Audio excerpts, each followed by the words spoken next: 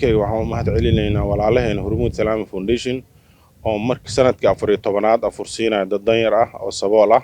hay-adda Hormuud Salaam Foundation ayaa maanta deeq raashin oo isugu jirto bur, bariis, sonkor, saliid iyo baasto waxa ay ku wareejisay hay-adda Sooheeda oo gacanta ku haysa dad danyar ah.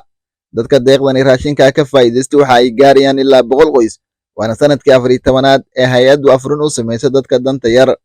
gudoomiye ku-xigeenka hay-adda Hormuud Salaam Foundation Cabdiraxmaan Ibraahim Cilmi ayaa ka warbixiyay deeqda ay maanta soo gaarsiiyeen xarunta Sooheeda. maanta waxaan joognaa xarunta Sooheeda. Sooheeda waa hay-ad runtii saaxiib la ah Hormuud Salaam Foundation, yacni muddo ka badan 14 sano ayaan u sameynaa taageero dhinaca waxbarashada iyo taakuleynta danta yar.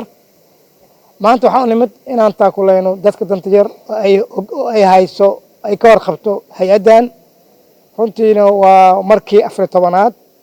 marka waxaan rajaynaynaa marka in maanta halkan waxaan ku qaybinaynaa bur iyo bariis iyo sokor iyo saliid iyo baasto, taas aan u talagalnay qoysaska danta yar inay ka faa'iidaystaan, ay ku kaalmaystaan ramadaanka oo runtii oo ah maaragtay maalmo barakaysan.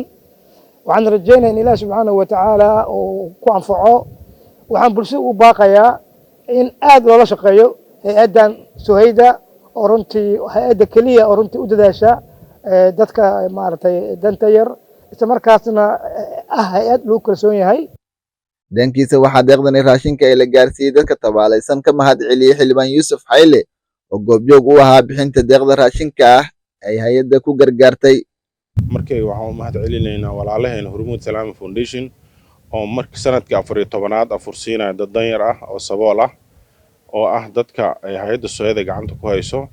hay-adda Sooheeda anay aasaasay, waxaan u aasaasnay dadka minority-ga ama dadkaan la haybsooco in dadkooda wax la baro, caruurtoodana maaragtay wax la baro, waalidiintoodana afur la siiyo. waxaan leenahay Hormuud Salaam Foundation saaxiibka nagu dhow oo garabka naga haayo waaye. waa sanadkii 14aad, waa 100 qoys afurkooda, 100 caruurana wax bay bartaa. ilmo ay waxbarashadu bilowday ayaa dugsi sare dhameeyay oo gaaraya 46 sanadkan. marka waxaan leenahay Hormuud Salaam Foundation way mahadsan yihiin. dadkan waa dad masaakiin oo marti ah oo sabool ah. waxaa wax siiyo Hormuud Salaam Foundation iyo ummadda Soomaaliyeed. dad maamul goboleed iyo degmo iyo meel ku tiirsan ma ahan.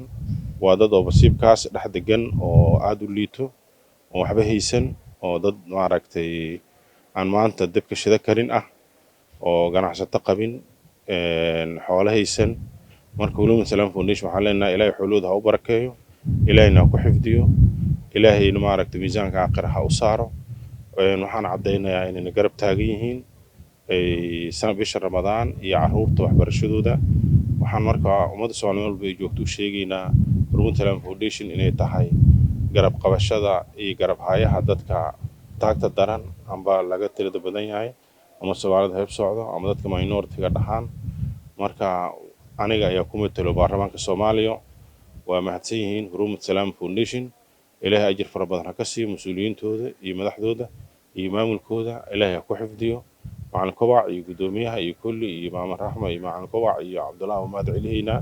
waa kuwan qaar ka mid ah dadkii ka faa'iidaystay kaalmada raashinka ee hay-adda Hormuud Salaam Foundation oo dareenkooda ka hadlay. أولاً الحمد لله شكرا وعنا إلهي يا مهد إسكالة رمضان كريم ما أنت وحان راشين اسكو جرى برو بريد سكر سليد يو باستو نقول صدقي صدقة سواء كان رمضان كريم كأوجيس هرمود فوليشن أيا وحين نسيس راشين أفرع اسكو جرى برو بريد سكر سليد يو باستو إلهي سبحانه قادر هاي مراد كودنا على سهل مراد مسلمين بو إلهينا قعنتودا كنتي سو ديبتي انتي مانتا قرب قاشانا إلهينا حسيو هرمود مانتا deeqdaas ayay noogu sala gashay oo ramadaankan kariimka awgiis.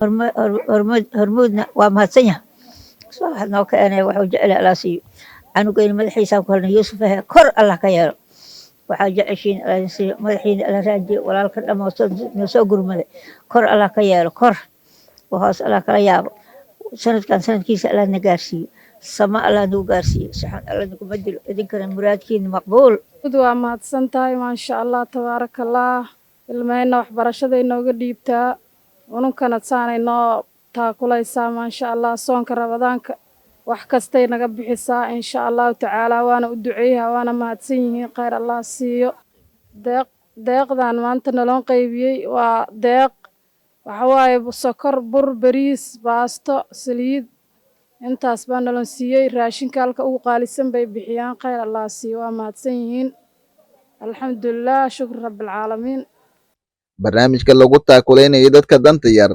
ayaa Hormuud Salaam Foundation waxa ay maalmihii la soo dhaafay ka wadeen gudaha Soomaaliya waxaana ka faa'iideystay dad aad u fara badan iyadoo madaxda hay'adda ay balan qaadeen inay sii laba jibaari doonaan wax u qabashada dadka danta yar. Maxamed Salaad on Cable TV magaalada Muqdisho.